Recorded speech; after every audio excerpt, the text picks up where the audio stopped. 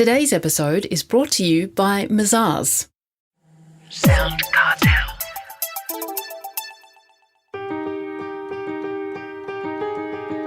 From SoundCartel, I'm Nicole Goodman, and this is Business Essentials Daily.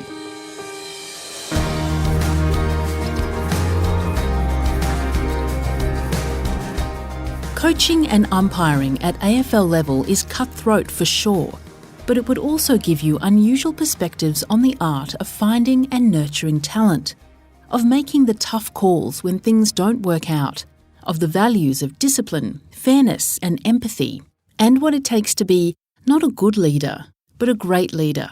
Just ask the Giesch. Jeff Gieschen is a former AFL player, coach and the longest-serving umpire manager in the history of the game.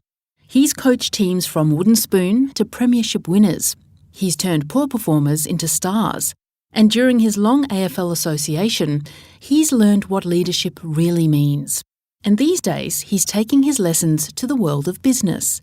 So what is it about leadership in sport that translates so well to business? Jeff Gieschen offers his perspective on it all to Heather Dawson. I think there's a lot of crossovers between sport and business around leadership. I think the key thing in sport regarding leadership is you need a purpose, you need a direction, you need something to aim for. And that's where good leaders come into play. Good leaders clarify the roles of their people. Good leaders give direction. Because without that direction and without that clarity of what we're doing, it becomes chaotic. So good leaders really stand up and, as I say, they define roles, they clarify roles, and they make it simple for people to follow and do what you've got to do. And in sport, particularly team sports, where you've got a lot of people performing together to try and get a result, you need a synergy and a harmony about how you go about your business. And great leaders help define that synergy and harmony by giving direction, giving purpose, and clarifying things to make it simple for everybody. Do you think leaders or, captains of the team or the managers or owners in business, to what extent do they need to be team players, or is it better for them to stay above the fray in order to be able to offer oversight and control? Look, it's a good question because from time to time, leaders need to be a little bit above the day-to-day things that are going on around the business, or as a coach, the ins and outs of what's happening with every little thing behind the scene that they possibly don't need to know about. But my personal belief is that leaders need to be a good team player. And by being a great team player, you develop great relationships. And one of the best things a leader can do is try and develop strong and healthy relationships with all his staff or all his players or all the people that work for him, so that, when you have to have a tough conversation, or when you, need to direct, or when you need to criticise or correct, that relationship makes it a little bit easier. So certainly I believe you need to be a good team player to be a good leader. Okay. Now, in sport, what is it about certain players, but not others, that lead them to leadership roles? Is it a natural ability, their attitude, or something else? What do you think? Look, it can be a combination of things, as you said. Often players' actions, the way they play, makes them a great leader. People just follow their actions, follow the way that they lead. You can often tell very quickly which players or which staff have those attributes that you need to become good leaders. So some just evolve and some take a little bit of time to grow into it. But clearly it's the actions, it's how you perform, it's what you do and how you go about it that defines you as a leader. In your experience, do you spot those players, those people early? Good leaders jump out at you straight away. You can see it, you can feel it, you can tell by how they go about their business, and you can identify them straight away.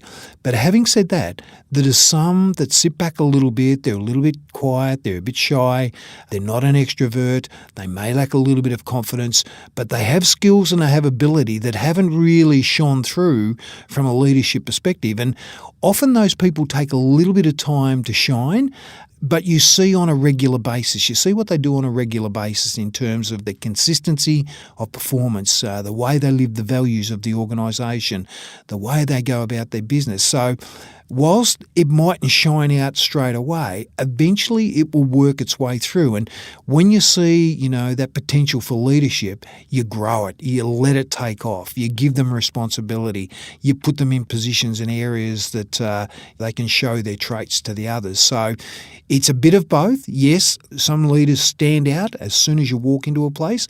Others take a little bit of time to nurture, and they'll come through eventually once their confidence grows and they feel a trust and a total involvement in what you're doing. Now, Jeff, umpiring's been a big part of your career, and that's a tough job too. Is that all about making sure players stick to the rules and making sure fairness is applied? And is there a message for business leaders there too? Well, I learned a lot out of umpiring. I coached football for a long time. I was a school teacher and I had other leadership roles, but I learned a lot out of umpiring. And the thing I learned there was a couple of factors that had to come to the fore all the time. Integrity was the biggest thing. When you're dealing in a sport where there's so many people so passionate about it, and particularly at the elite level, the AFL level, where the stakes are really high, where there's gambling on football, where there's a lot of money invested by sponsors and people involved in the sport, the integrity of what you do from an umpiring perspective is just paramount. And of course, with integrity comes honesty.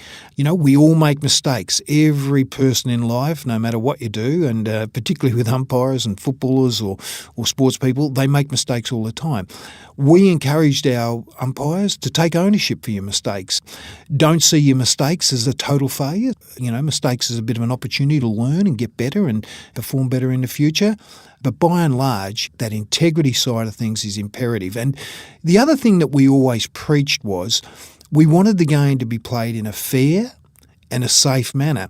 And I think you can nearly transfer that to business. As a manager or as a leader or CEO in your business, if you have fairness as one of your cornerstones of how you go about your business, people see that.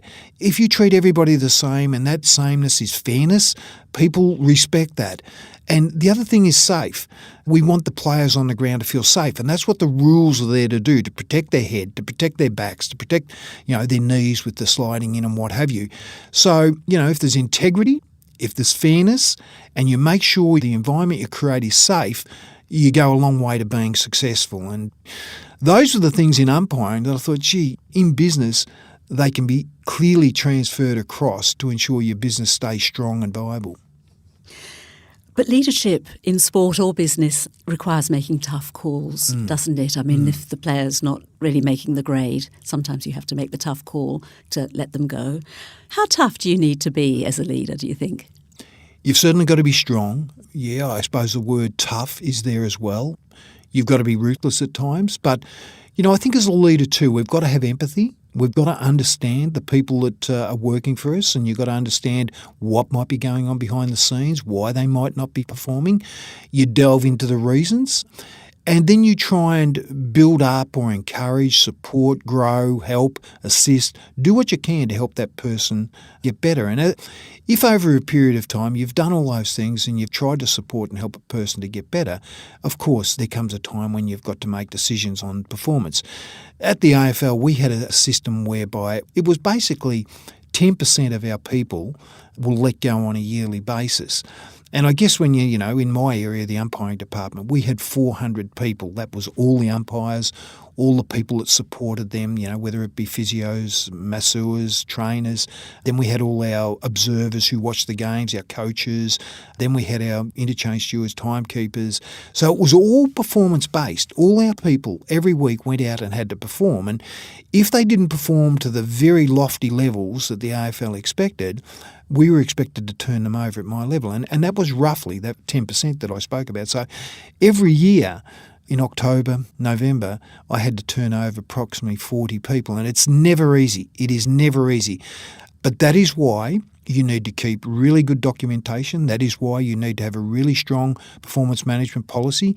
That is why people need to know their roles, be really clear about what's expected. People need to know the standards and the values of the organisations, because at the end of the day, if they don't meet those and you're clear about what's expected, those people probably know where they sit in the organisation. They would know that they may be in the bottom 10% of the performance. And look, if you don't have turnover, you don't grow.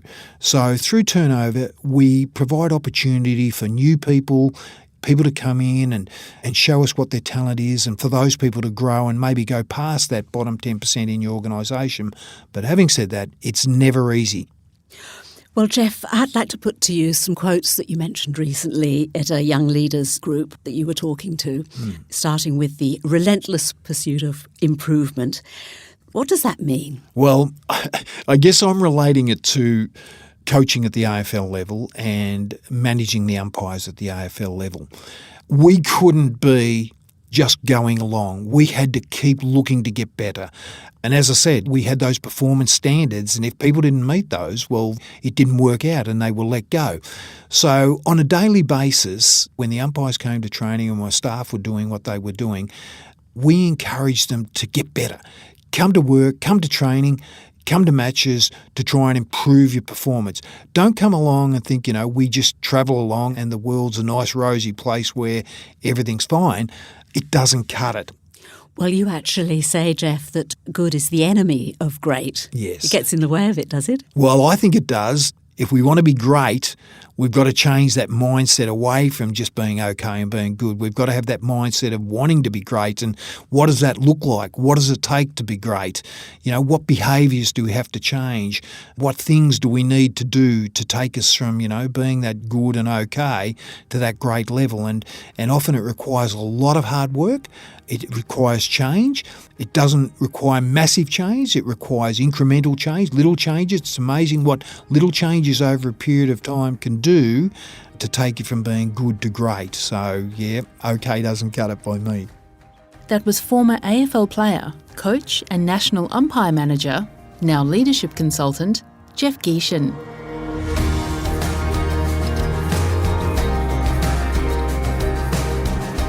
This episode of Business Essentials Daily is produced by the team at SoundCartel. Thanks for listening. I'm Nicole Goodman. We'll bring you more Be Daily tomorrow. Follow @BE Daily Podcast across social media and head to bedaily.com.au for more from the Business Essentials Daily podcast. SoundCartel. This episode was brought to you by Mazars. To find out more, visit mazars.com.au. That's mazars.com.au.